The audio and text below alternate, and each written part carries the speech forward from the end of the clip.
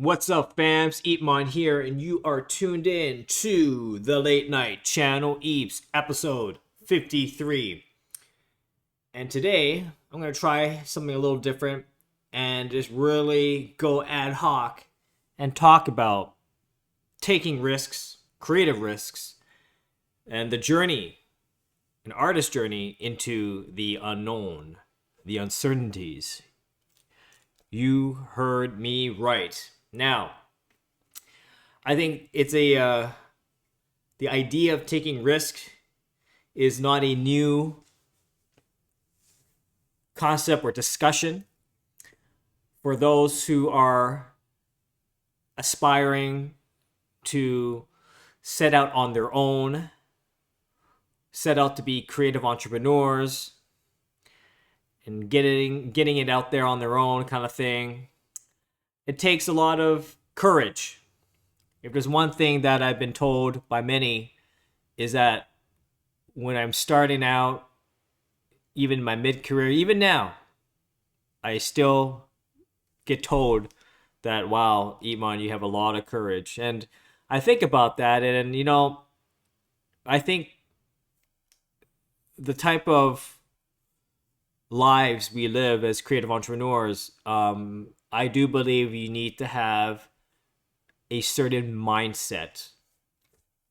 A mindset that requires perseverance, dedication, focus, belief, and that people's opinions in what they think is right for you should be taken as a grain of salt.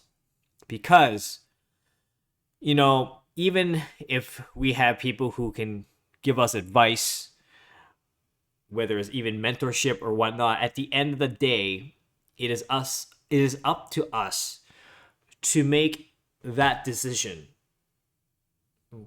regardless of how rational or irrational the decisions that we make as creative entrepreneurs. We do it because, one, we feel and intuitively feel it is right for us.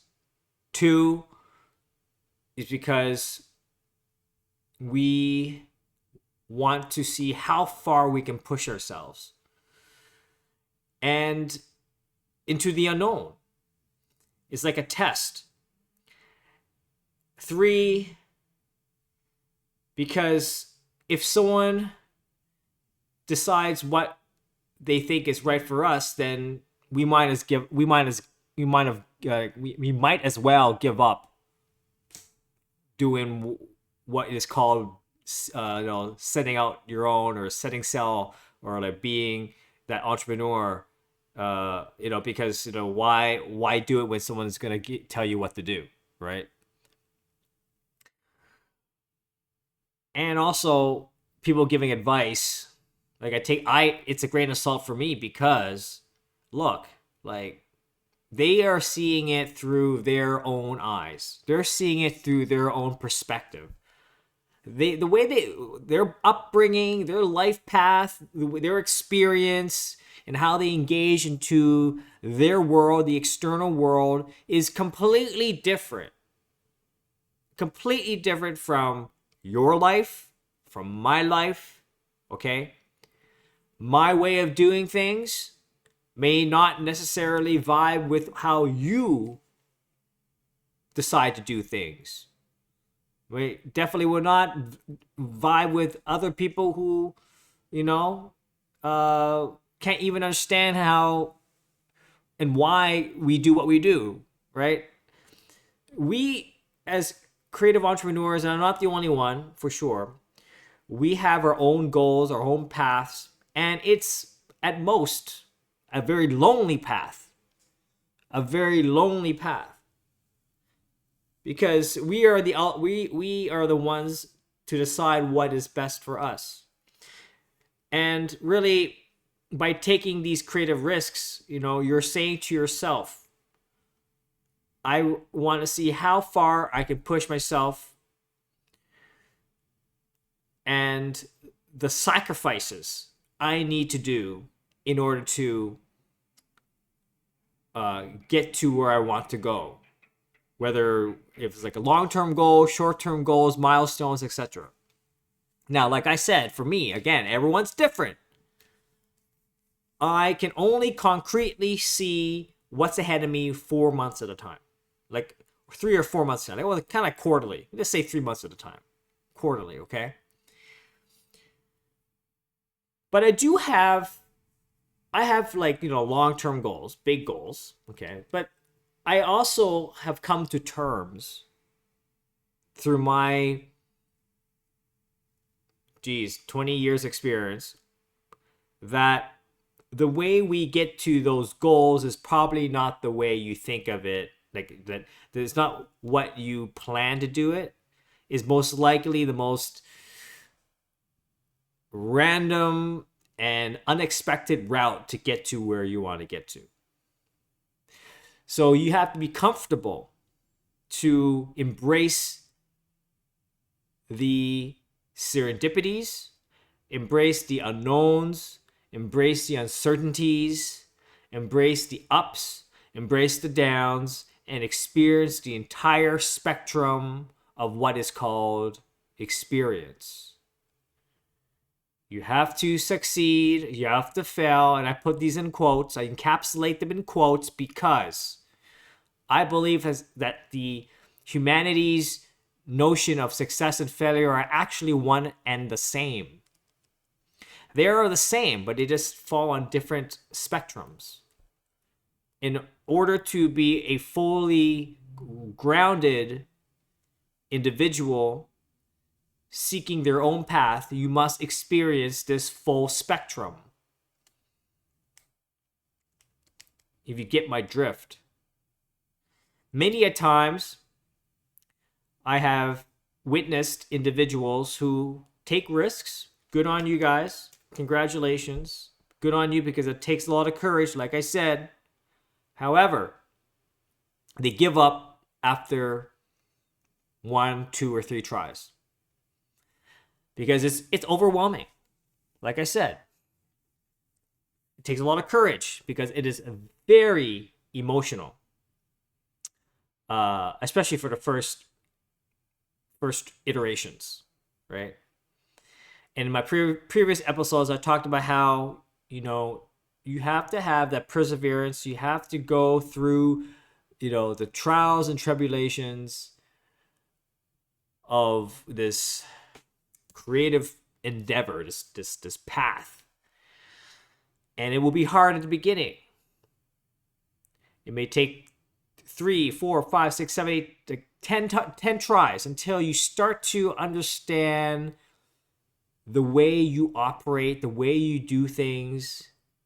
And what propelled me for myself to be a creative entrepreneur wasn't about the money at all. It wasn't about looking at, I'm an entrepreneur, I'm going to I aim to make this much money, It's not about that at all, folks. If you, this is my own opinion. My way of doing things may not vibe with your opinion, but coming from me, the ROI for me was never about the dollars. Because that's boring. That's like, really? If you're going to do that, you might as well go work at a non-entrepreneurial job. You do it because you love it. You do it because you're passionate about it. You live and breathe it. Because I do it. It's because I want to see how far I can push myself. I'm daring myself. I'm daring myself. Can I do this? Can I do that? Despite what the naysayers say, what the haters say, I couldn't care less about the external world says or thinks or perceives about what I do.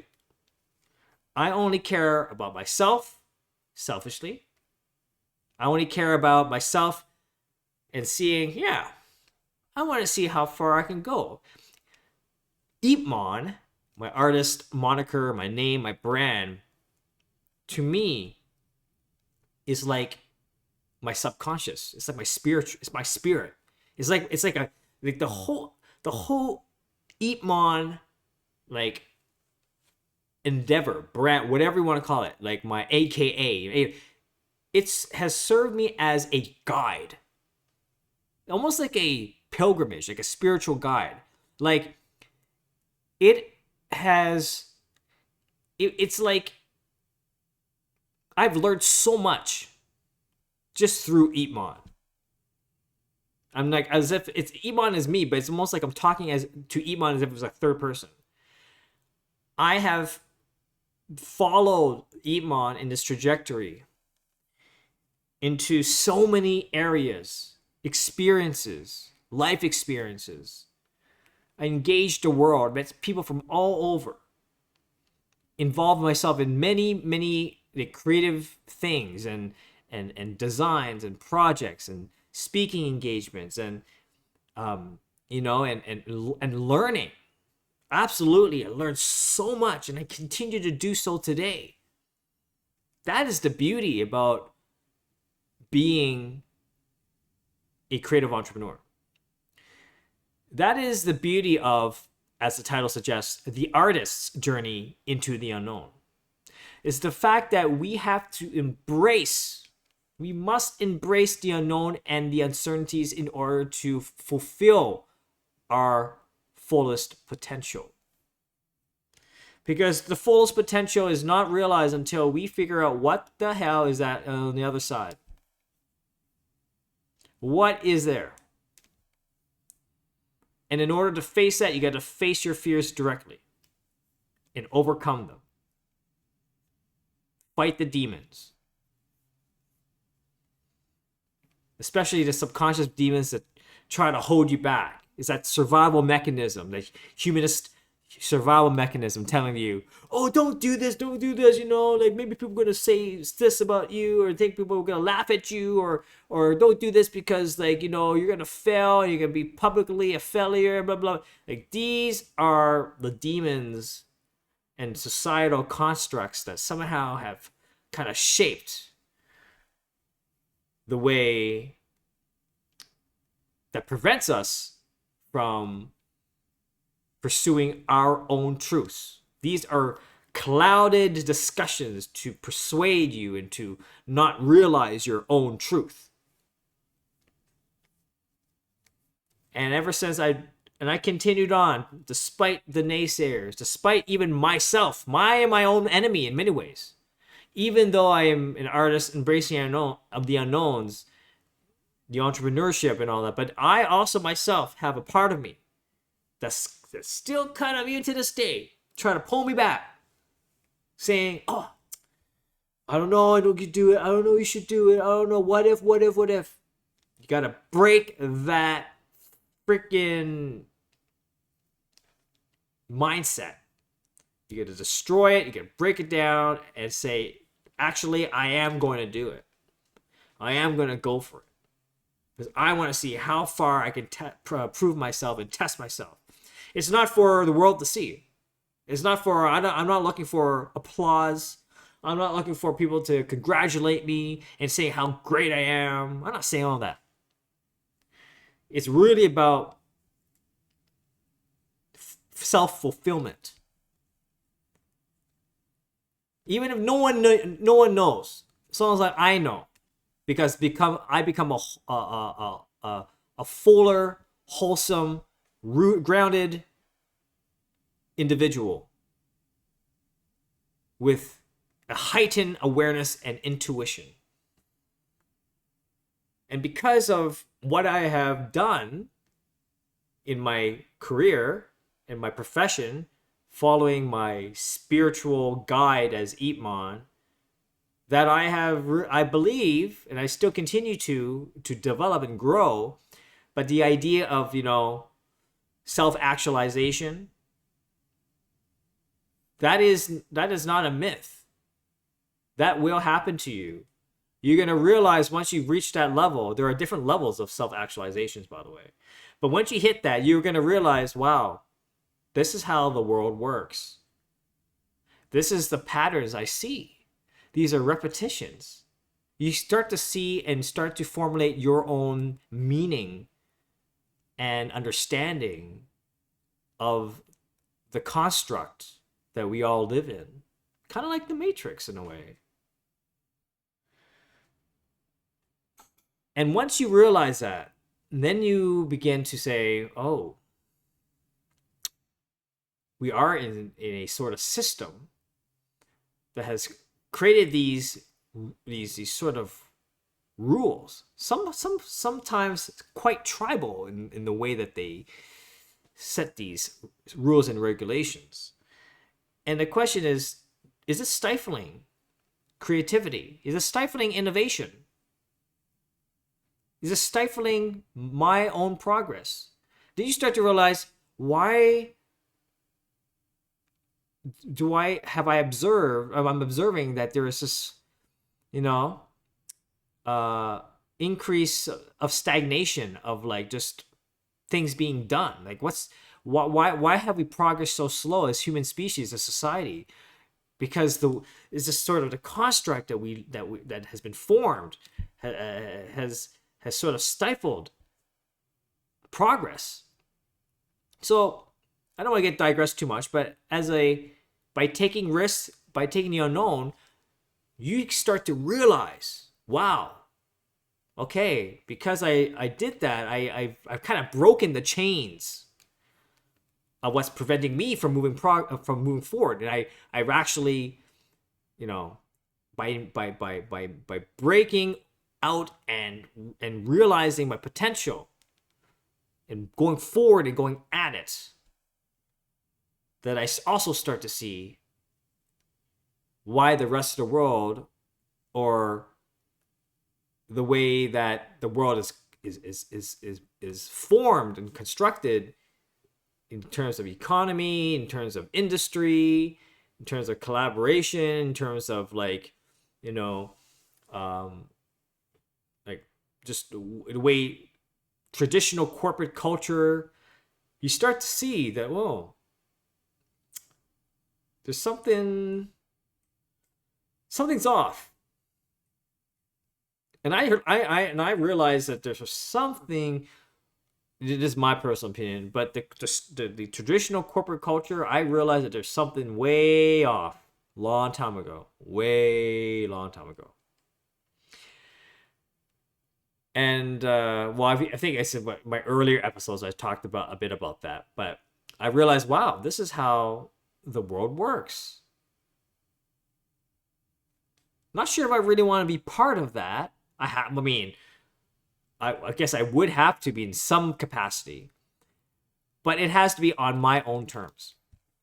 And that is, therefore, I have to carve my own niche, which is what EEPMON was about. I took risks, of course, because for me, it was like, by taking risks, I'm like, okay, I gotta have to like spend a bit in order to get a bit, right? You know what I mean? Like, I have to invest in myself financially.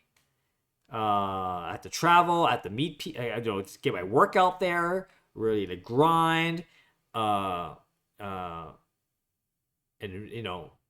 look for ways to expose my work. Okay, but it's not because I have to do it, folks. The thing is, I want to do it. That's a big difference right there. If you have to do it, you're like, oh, I gotta do it. That is not the right mindset. That's why I think that I don't believe that everyone is made up to be an entrepreneurial, just being entrepreneurs. It takes a certain type of dedication, and it starts with, you have to find what you love to do. If you haven't found it yet, keep on looking, because you don't want to just call yourself an entrepreneur and you're chasing, and all you're doing is chasing one trend after another. You're just chasing trends. I know so many people who call themselves entrepreneurs. All they do is chasing the next big thing. It's like, come on, no. I think it's like you gotta do the things that you are genuinely you believe in, that you're passionate about, and that is the key to great returns. Okay? Not just financially, but humanistically? Is that even a word? Like just as a like foundation, as a person, you know? That's hardest to get. That is the hardest to achieve. Money is one thing, but if you can actually combine it with what you love and you could fulfill those two worlds, that is what it means to be a creative entrepreneur, is to really understand those two worlds. Of course, the finance, the business, but also combining that with what you genuinely love to do. So taking risks is really important, folks. You gotta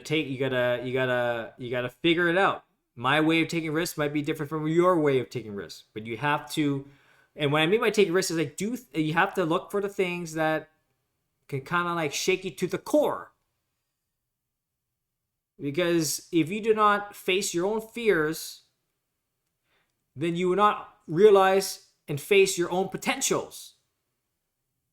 And you start chipping away, you're going to realize, oh, wow, that wasn't as bad as I thought. It went all right. I know I could do it better next time.